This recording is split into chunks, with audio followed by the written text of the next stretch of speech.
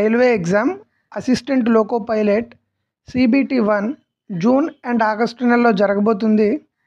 మీరు కనుక ఈ వీడియోని కొంచెం శ్రద్ధగా విన్నట్లయితే అండ్ నోట్ చేసుకున్నట్లయితే మీకు ఒక మార్క్ రావడానికి 99% ఛాన్స్ అయితే ఉంటుంది. మిగతా 1% ఎందుకు ఉంటుందంటే ఎవరు చెప్పినా వస్తాయి రావో ఎవరికి తెలియదు. ఒక అజంప్షన్ వేసుకొని ప్రీవియస్ పేపర్లో బిట్లు పరిశీలించి చెప్పడం తప్ప మేము చెప్పిందే వస్తుంది అని ఎవరు చెప్పినా మీరు నమ్మమాకండి. టాపిక్లోకి వెళ్ళిపోతే బేకింగ్ పౌడర్, దీన్ని ఏమంటారు? వంట సోడా అంటారు. బేకింగ్ పౌడర్లో కమాన్ దీని యొక్క కెమికల్ ఫార్ములా ఏంటండి? NaHCO3. దీన్ని వంట సోడా అంటారు. ఇది ఎక్కడెక్కడ వాడతారు? మన కడుపులో ఎసిడిటీ ఏమన్నా వచ్చినప్పుడు దాన్ని తగ్గించడానికి, అలాగే వెన్న ఉంటుంది మనందరి ఇళ్ళల్లో, ఆ వెన్నని నిల్వ చేయడానికి ఇది ఉపయోగపడుతుంది. ఇప్పుడు మనం వంట సోడా గురించి నేర్చుకున్నాం కాబట్టి next it is Chakali soda. దాన్ని ఏమంటారంటే వాషింగ్ సోడా. ఈ వాషింగ్ సోడా యొక్క కెమికల్ ఫార్ములా Na2CO3. దీన్ని ఏమని చదువుతారు? Sodium carbonate. ఇది ఎక్కడ వాడతారు? కొన్ని నీళ్ళల్లో కఠినత్వం ఉంటుంది. ఆ కాఠిన్యాన్ని తొలగించడానికి ఈ వాషింగ్ సోడాను వాడతారు. అలాగే బోరాక్స్ తయారీలో వాడతారు. గాజులు, సబ్బులు పరిశ్రమల్లో కూడా వీటిని వాడతారు. ఇప్పుడు CaOH ట్వైస్ ఎవరైనా చెప్పేస్తారు. దీన్ని కాల్షియం హైడ్రాక్సైడ్ అంటారు. ఎగ్జామ్లో ఇది అడగడు. దీన్ని ఏమని పిలుస్తారు? తడి సున్నం. గుర్తుపెట్టుకోండి, దీన్ని తడి సున్నం అంటారు. ఇప్పుడు పొడి సున్నం అంటే ఏంటండి? CaO. పొడి సున్నం అంటే CaO. దీన్ని ఏమని చదువుతారు?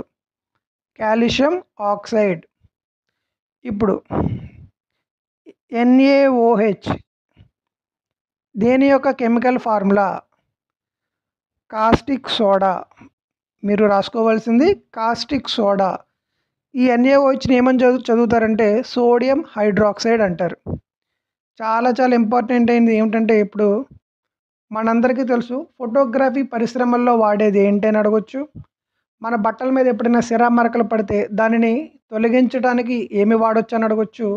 దుస్తుల్లో క్లోరిన్, మనం వాడే దుస్తుల్లో క్లోరిన్ ఎక్కువగా ఉన్నప్పుడు వాడాల్సింది ఏంటని అడిగితే ఆన్సర్ వచ్చేసి హైపో అంటారండి. ఈ హైపోని కెమికల్ ఫార్ములా ఏంటంటే Na2S2O3 5H2O. దీన్ని హైపో అంటారు. దీన్ని ఏమని చదువుతారు? Sodium thiosulphate. ఇప్పుడు విరివిగా మనం రెగ్యులర్గా వాడేటిని కొంచెం జనరలైజ్గా మాట్లాడుకుందాం. కొంచెం ఫోకస్గా వినండి. NaCl అంటే సోడియం క్లోరైడ్. దీన్ని ఏమని చదువుతాం? సాధారణంగా మనం ఉప్పు అంటాం. బాగా నవ్వు తెప్పించే వాయువుని లాఫింగ్ గ్యాస్ అంటారు. దాని యొక్క కెమికల్ ఫార్ములా ఏంటని అడగొచ్చు. N2O. N2O means laughing gas. దీన్ని నైట్రస్ ఆక్సైడ్ అని చదువుతారండి. అలాగే మార్ష్ గ్యాస్ అంటే ఏంటని అడిగితే CH4 అని మీకు తెలిసి ఉండాలి. CH4 అంటే నథింగ్ బట్ మీథేన్. ఎగ్జామ్లో రిపీటెడ్గా వాడిన ఇంకొక కెమికల్ ఫార్ములా D2O. దీన్ని ఎక్కడ వాడతారని అడగచ్చు.